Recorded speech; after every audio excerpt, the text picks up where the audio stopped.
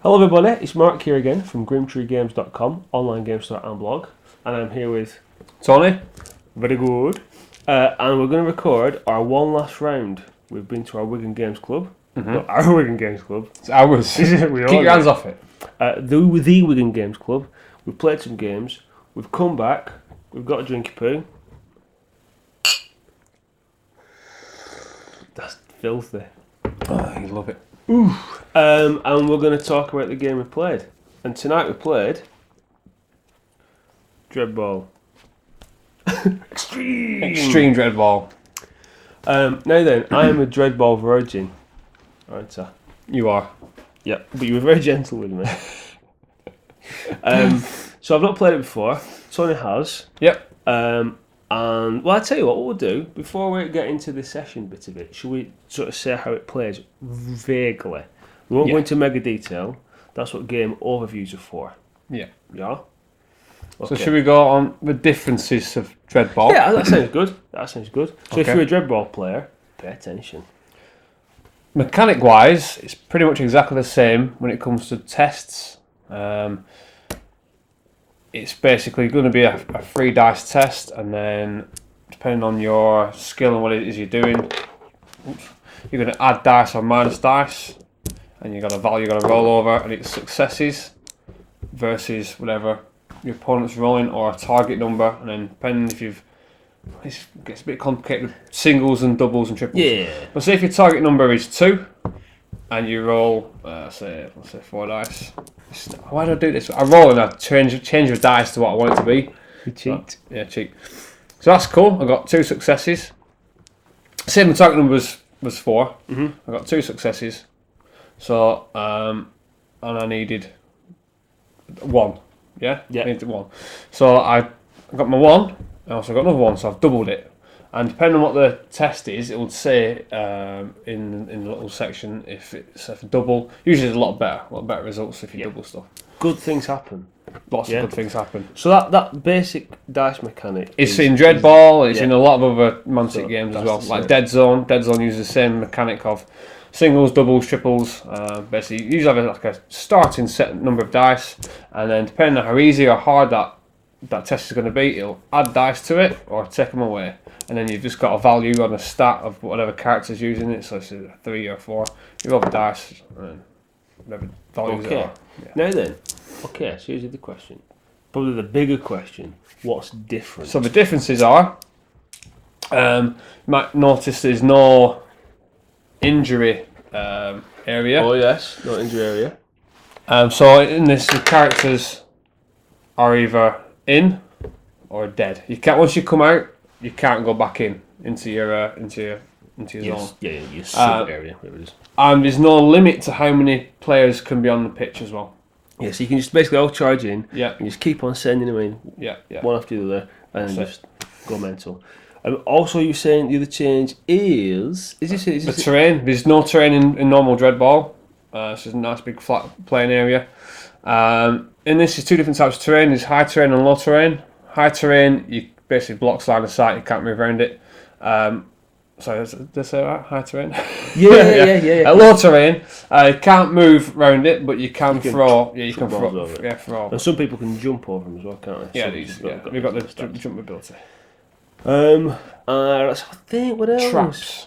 Oh yeah. So, yeah. Things that, some of the terrain is booby trapped, and if you move near it or end near it, as soon as you become adjacent to it, you have a look. A bit like the crates from Dead Zone. Yeah. They have a little lid. Show the camera. And you open it up, and that'll tell you what sort of trap it's inside. Yeah. Usually always bad. There's numbers in there. Yeah. Some are blank. Yeah, some are blank and some are worse than others. Yeah. So that's the key things. And you can. There's no ref. It's in the streets. It's in the alleys. It's extreme. I totally messed up on my unboxing video. You thought it was in prisons, didn't you? I don't know why. Based in prisons, but it's based everywhere. Prisons, on the streets, in a desert, underground, basketball fields, fields, courts, anywhere flat they can find. Yeah, they roll it out, don't they? Crates and stuff. Yeah, that's it. Start duffing each other up. That's it. The cards as well. You were saying the cards. That's new for this. Yeah. So you still have your normal cards like in Dreadball with your fan checks at the bottom. So you still pull them like a Dreadball with the fan checks at the bottom. Show the camera. But a new addition are these sabotage cards. Yep. And these are like Dead Zone, where you've got two instances. Yeah. The top one is you can use it in your turn, and the bottom one is like a reactionary card. Reactionary effect. It's free to use. Yeah, that's it. Yeah. So, with those being the differences, I think there is any more. Well, I'll tell you what we'll do. Coaches. All that, yeah, coaches. Coaches, and I like this. Or sponsors. It's called sponsors in this, yeah. I quite like this feature. So you've got your little individual guy. Yep. And at the beginning of your rush, you place this fella in one of the 3 areas. So you have this area, use a lot. Leave him in there, and he gives you a coaching dice for your rush, for your round, basically. And you can, if you're playing a league game, you could place him in the like a betting zone, and you can gamble. You can put money on what's going to happen within that rush. Yeah, I'll show that bit. It's quite cool.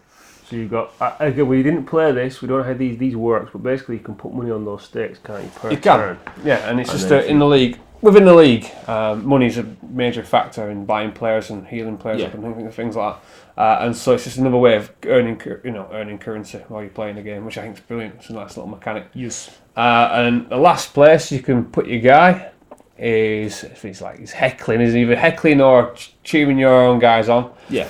And that's every turn. So it's not every turn. So you can decide. Or annoy them. Yeah. So it's one of them 3 things you can decide to do.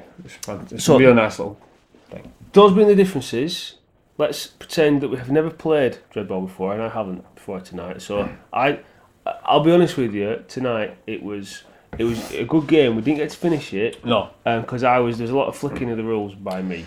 Yeah. It's one of them games where once you've played it a few times and you know where the certain rules are within the rule book to look up for reference. Yeah. It's also one where you've got your team. So if you just learn the stats of your team, you shouldn't be any references. Yeah. But over time, I reckon by the maybe 3rd, 4th time you've played this game, it'll go. Yeah. At really the end fast. of it, I was super eager to play again. Yeah, which is good. So is this a layout from the book? That's actually a layout. Yeah. So there's 6 possible layouts. So beginning of the game, roll a dice. I'll tell you what's on it. I'll show them. Show them. I'll blooming show them. Blooming do it. You see if I don't. If he finds a page. I'm on it. This was me most of the night, wasn't it? Yeah, it was. Yeah. Right. Wait. So it's number 1. I think I've set up. Number 1. Well, I'll tell you what. I can't reach down to number 1. So this is number 6. But you get the idea. So what you do at the start of the game is you roll, and there's 6 different layouts, and they're all quite different, which is good because it means every single game is different. Yep. Yeah. And no doubt, if you and your opponent decided on your own setup, then it makes it massively different. And also, I'm guessing we're planning releasing different types of terrains. Like with Dead Zone, they keep coming out with different terrain packs. I can do maps. That's true. Question: is this the same in Dreadball, the original version, where you've got the strike zones, but only some are active? No, they're all active in Dreadball. So this is quite cool. So we've got these are the scoring areas for the opposing team, and vice versa. But there's 2 points on each of them where you can have the strike zone, which is where you've got to throw the ball. Basically, Dreadball. So it's just playing Dreadball. You have a ball, and you've got to bash each other and get the ball in the strike hex or whatever. And that can change each game. It's good. Yeah. So what you do is these players that we've got set out here are if you're complete newbies like I were. But you can buy your own team from scratch, can't you? Yep. You can, and again, that's why they're on these little bases. In the box, you get tons. You get tons of different. Loads of miniatures. They're called MVPs in Dreadball. Yeah. I think they're the same sort of thing. Free agents. Free agents. Called. Yeah. So there's actually a fair few of them in the box. So they're not already affiliated with any one side. No. They're just. And again, if you want to see all the miniatures, I think I showed a lot of them on the unboxing. If you want to flick over and have a look at that, but they're on these bases so that you can. There's the yellow team and the blue team, but you can sort of swap and change them as much as you want. Yeah, which is cool. So anyway, you pick your teams, yeah. Yep. Set up the terrain. Oh, quick note. Yeah. All this is ready to play straight out of the box. A lot of Mantic stuff. It's you get it sold in pieces. You have to cut things, glue things, and whatnot. But this one, a bit like Mars Attacks, it's just straight out of the box, just play it. I would recommend getting some blue tack or just to blue tack your little guys on the bases. Yeah. But other than that, you can just pop a few things out and you can just play straight out of the box with it. If you're gonna paint your team and you're happy with it, then you can actually buy, not yet, but when we've for the store we've got the pre-order bundle, so you can buy it. Yeah. You can buy the bases as separate. Yeah. So what you could do is, once you're happy with your team, glue them onto the bases and then paint them up and stuff. But yeah, for now, just we use blue tack, you can swap and change. Yeah. All good. Anyway, so really, really quick condensed thing of the rules. We're not going to go too crazy. Yeah. So you have a home and away team. Yep. Which is randomly, each player rolls a d6 to begin with. And then the highest roll is the home team. Mm-hmm.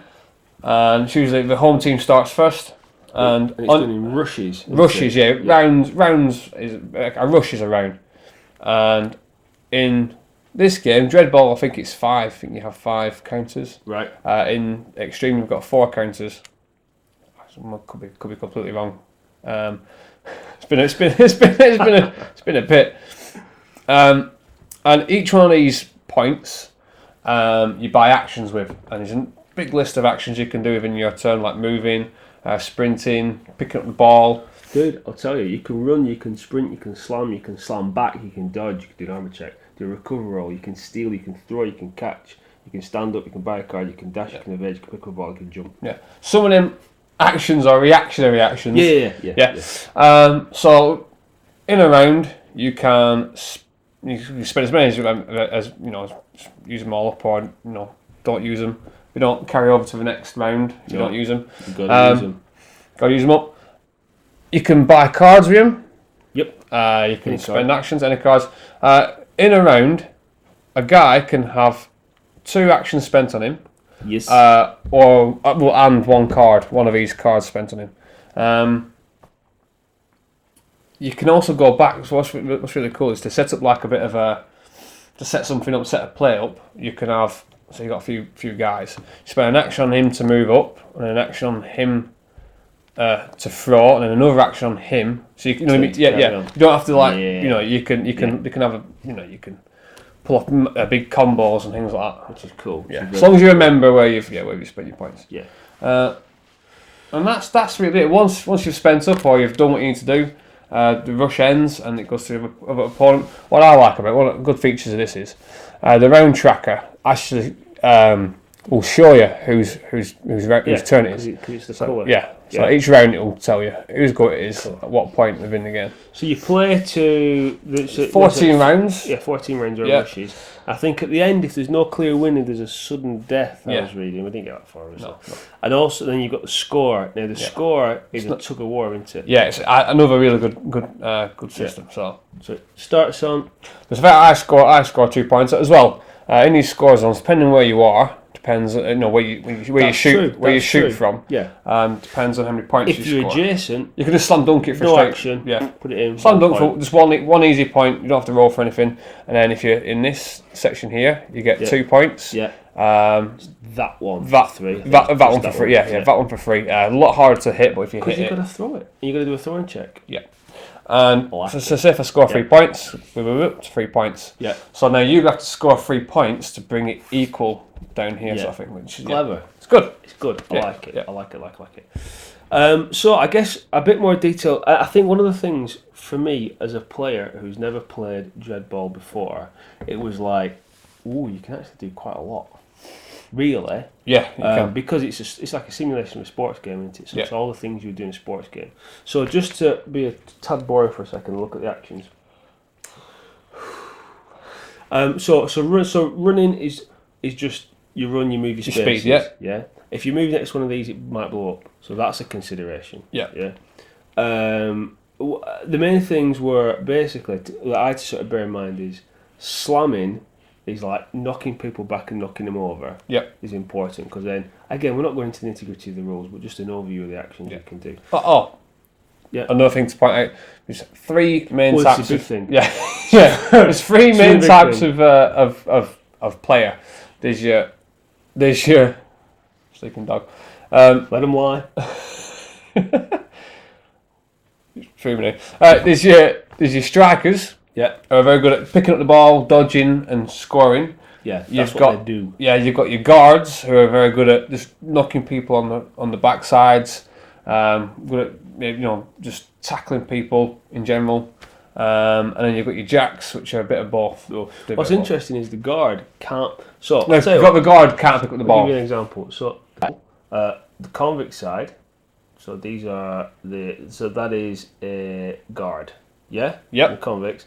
They are big bruisers. They can't pick up the ball. They basically run around and smash people. Yeah. Their job is to sit near that goal post and just battle people off. Yeah, as people. Yeah. The interesting thing is your team didn't have any of these, did they? Yeah, I've got. They? Yeah, two. Aren't they jacks? Yeah, jacks and strikers. Didn't you? Well, my jacks are better at guarding than my strikers, so I held them back near my goal posts. Fair enough. So guards, strikers. No. Yeah, we'll go strikers. Strikers are these people. They're super fast. So these are very good at running and picking up the ball and throwing the ball. Yeah. Yeah. Really hard to catch though by jacks and guards. Cool.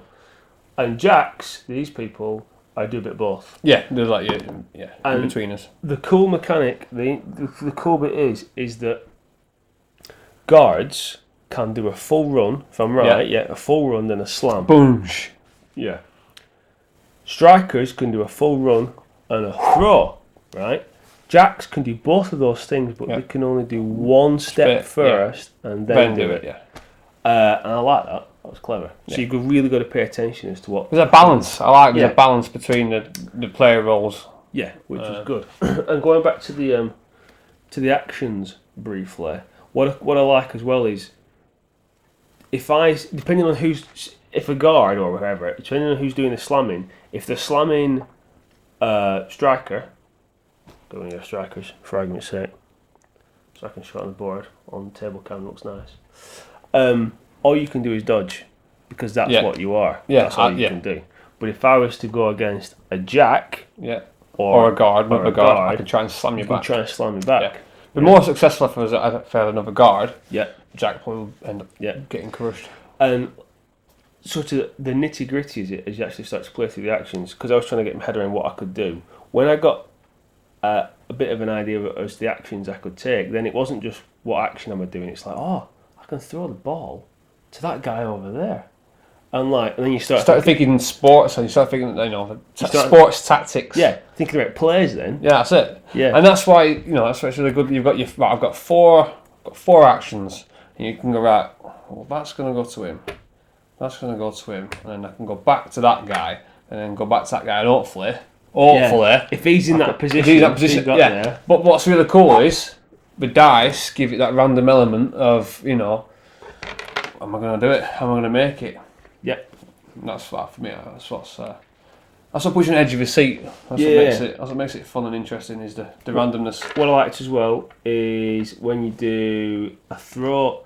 So when you do a throw check, again using that same system of you roll the dice and you compare it against your stat. Yep. The more successes you get on the throw, your other guy who's trying to catch it gets a better chance of catching it. And if you double it, I think you get a free movement. You can move again then, can't you? Yeah. So you can really chain up your actions and make them really impressive players. What we didn't get into too much is actually hurting people. Yeah, so damaging. We didn't. No, we didn't actually get into injury. Essentially, when you start slamming people and knocking them over, you start wounding them, don't you? I think it's a bit like Dead Zone with the wound system. Okay. We'll cover that next time. Yeah. Also, when it comes into luck, this is what I like about Dead Zone as well as Dreadball and this game, is the exploding dice. Well, not exploding. You don't actually explode. We don't actually. Whoosh! No. Whenever you roll a 6 on a d6, you get to roll an additional d6 and then add that to the overall score. And if you keep rolling 6s, you just keep adding to the score. It's funny that, because you kept rolling 6s and I didn't. Yeah, because I'm awesome and you're not. Sure. No. I am quite lucky at this game. And I'm cursed. Yeah, you are. You're cursed. You're a cursed soul. What's really good is, it's always worth giving it a go. I'm gonna have one. I'm gonna have one dice on this. Screw it. And you just that. And you might six, just do it. Six. There's a chance. There's always a chance. Yeah. And that's that edge of the seat sort of moment. Like, I really need this to pay off. Yeah. Sometimes it does. Sometimes it doesn't. So those are the rules. Really, really super briefly. You get 4 actions. Yeah. 2 actions in any one person. You get a card if you've got a special move. Yeah. And you go through. Also, apparently, this is the difference with Dreadball. Is if you drop the ball that ends the rush, is that right? That ends, well, it is. It ends in this version, and apparently it's not the same. Maybe. Is it a bit too vague? We don't know. We apologise at this moment. I have played Dreadball before. Hearsay, my lord. But it was a long time. It's been a long time ago. I've been meaning to pick it up again. This is revigorated the Dreadball urge. But that is an interesting thing that if you drop, like when you're playing, usually you don't want to drop the ball. If you throw it and you fumble it, I mean it's your rush over. It's the other person gets to rush in and grab it. I'm pretty sure it is that in Dreadball as well. Is it? I'm pretty sure it is. We've been lied to. Yeah. But either way, I like it because you don't want to let go of that ball once you've got it. That's it. Yeah. You make sure you do all your other things first with your actions, and then okay, now it's time to throw the ball. Yeah. Very good. Very, very good. Now, our particular game tonight, the relatively cool things that happened were, you won. Pretty cool things. You, with your guard, slammed one of my strikers. Yeah. And when you slam somebody, you get to choose which direction you push him. Back, don't you? And you pushed my guy right into an explosive barrel. Luckily for me, though, it wasn't explosive. It was a dud, wasn't it? Yeah, but it was a good tactic though. It was a good tactic. I think that's sort of tactics that traps and stuff. That's where it's trying to put your mindset into. What happened? I think if obviously we had to cut it a bit short with time, but if we'd have played longer, originally the ball landed in your side twice. Yeah, which is a bit. But it's random, and I'm sure if we played for longer... That's where the fairness comes in. Yeah, I'm sure if it was longer, we would have gone on the other side. Yeah. But yeah, I mean, the time that we played, it was cool that I managed to pick up the ball, throw it, so, just so you got a rough idea, I was like over here, I had a guy over here, and I threw it, I missed, and then it scattered off somewhere. That's another thing as well, that was quite cool. When it scatters, you've no idea where it's going to go. No. So I lobbed it, and I was lining up for a play, it didn't happen. But your guys, because again, all the people have different abilities, and your guys can jump. Yeah, these guys, they're very, very agile. There's the female Asterians. I love them. Okay. Should we have a quick... Can I paint them ones? Can I take them? Nope. No, you can't do it. To be honest, I don't have enough trouble painting like just one side. So yeah, go on. I'll let you.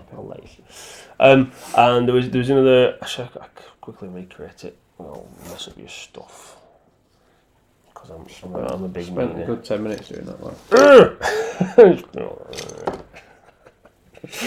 You're an absolute animal. I had guys kind of around here, and I think the strike zone was actually there.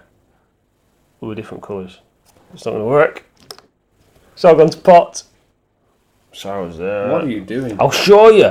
Be patient.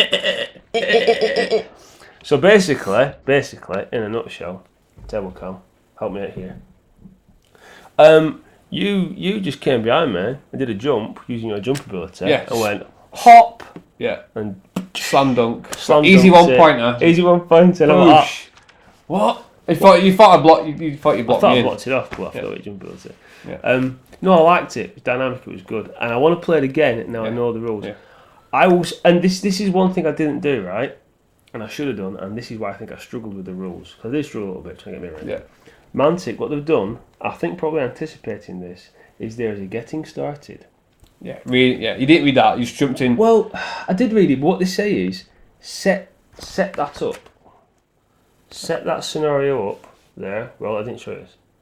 Right, with all those people. Yeah. And then play it, and they talk you through every single action. Yeah. And then they say, right, you've played the game now. You know it works. Yeah, which is very good. And I think if so, if you do go and purchase this, based on what you've seen, read the rule. Do that introduction. Getting started bit. Some people do struggle with, they struggle with that mechanic. Well, it's not just like the mechanic. It's the fact that you can do a lot of actions at any one time, and knowing how they all interact, I think. So I think that's about it. Yeah, I think we've covered it. Yeah, in enough detail. It's very fast paced, just like Dreadball, really fast. There's a bit more setup because of the terrain. There's a bit more setup time. But I like all the components, and I like this. It's very well done. Very well done. It's Mantic in it. I think I'm loving Mantic in the future. I'm loving it. I know. Don't stroke it too much. I know. It's a bit weird. Right. Okay. Well, I think we're done. Yeah. So thank you very much for watching. Remember to subscribe to the channel and give us the thumbs and all that stuff. Jazz. We're on Facebook and we're on Twitter. Yeah. And we also have a store at grimtruegames.com. And this will be available in the next month. If you're watching it now, if you're watching it in the future, it's already available. If you're a time traveller. Got confusing. But so thanks for watching. Bye-bye. Cheers, guys.